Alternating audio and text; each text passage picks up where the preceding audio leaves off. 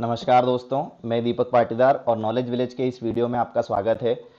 कितना सुकून भरी बात होगी जब हम ये सुनते हैं कि फलां व्यक्ति की सरकारी नौकरी लग गई है। सरकारी नौकरी किसी भी तरह की हो, वो सरकारी शिक्षक बन गया हो, वो सरकारी डॉक्टर बन गया हो, वो सरकारी इंजीनियर बन गया हो या सरकारी लॉयर बन गया हो, हम बड़े सुकून से ये बात कहते हैं कि हाँ, फलां व्यक्ति सरकारी नौकरी में आ गया है। उसका एक कारण जो समझ आता है, जो मोटे मोटे तौर पर दिखता है कि हाँ, सरकारी व्यक्ति की जो समस्याएं होती हैं वो उसकी नहीं होती, वो सरकार की समस्याएं होती है। यानी उसके लिए कोई समस्या नहीं है, उसको काम कम करना पड़ता है, कुल मिला के ये कहते हैं।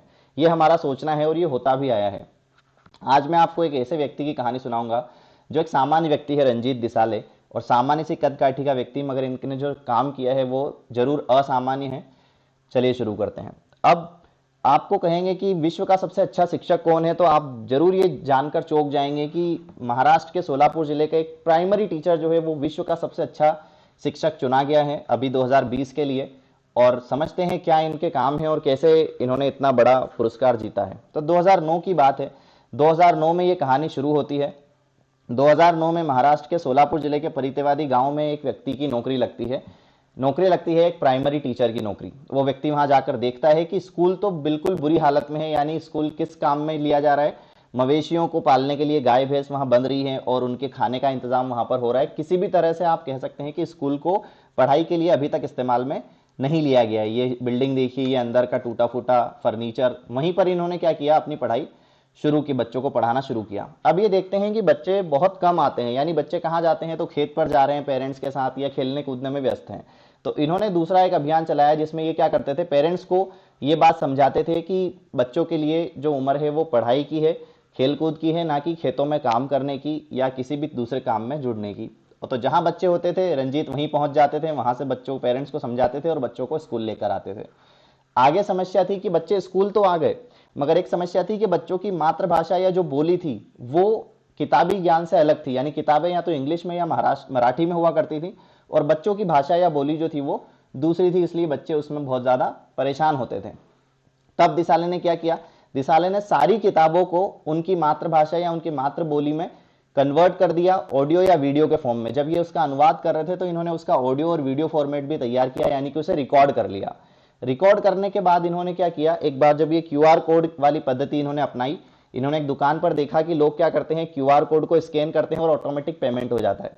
उसको इन्होंने समझा और खुद की मदद से इन्होंने क्या किया, अपनी किताबों में, अपने जो पाठ्यक्रम की किताबें थी उसमें क्यूआर कोड लगाना शुरू किया।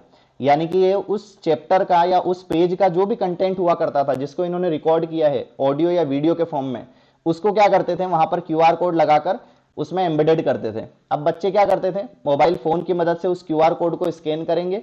स्कैन करते ही क्या होता था, उसमें उन्होंने जो भी इंफॉर्मेशन फिट की है वो उस बच्चे के पास पहुंच जाती थी।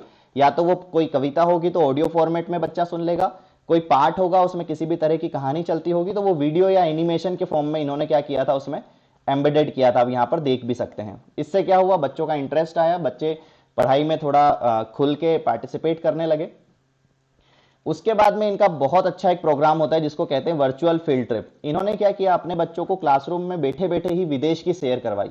कैसे शेयर करवाई, इन्होंने दूसरे देश के बच्चों को भी वीडियो कॉन्फ्रेंसिंग की मदद से क्या किया, अपने बच्चों से मिलवाया, उनको जोड़ा। वो वियतनाम, कोरिया, जापान, इन मलेशिया, इन देशों के बच्चों को वीडियो कॉल्स के थ्रू क्या करते थे, जोड़ते थे और अपने बच्चों से इनको मिलवाते थे, बातचीत करवाते थे।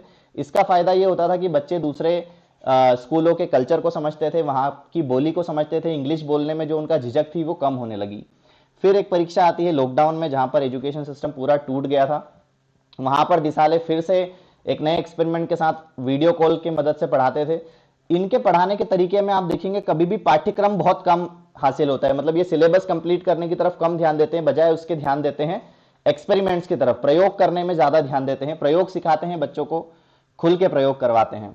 अब यहां पर इस व्यक्ति ने एक और बार दिल जीतने जैसा काम किया।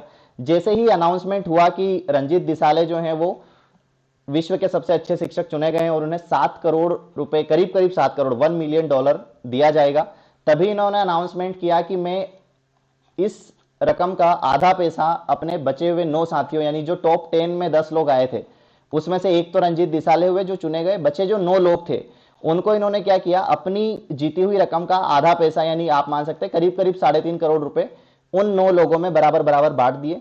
क्यों? क्योंकि इनका मानना था कि हर व्यक्ति डिजर्विंग कैंडिडेट है और वो एजुकेशन की फील्ड में बहुत अच्छा काम कर रहा है, इसलिए इन्होंने वो आधे पैसे उन सभी में बांट दिए ताकि उनको प्रोत्साहन मिले, और आधे पैसे से इन्होंने एक फंड बनाया जिससे ये क्या करते हैं, टीचर्स को ट्रेनिंग देते हैं कि आप किस तरह से और अच्छे से पढ़ा सकते हैं। चलिए, so that's it for the day. आपको लगता है कि ये कहानी हमें गर्व करने लायक है, एक भारतीय होने के नाते सभी को जानना चाहिए, तो इस कहानी को अपने दोस्तों के साथ शेयर करिए। आपको हमारा काम पसंद आता है तो चैनल को सब्सक्राइब करें। Thanks for watching, take care all.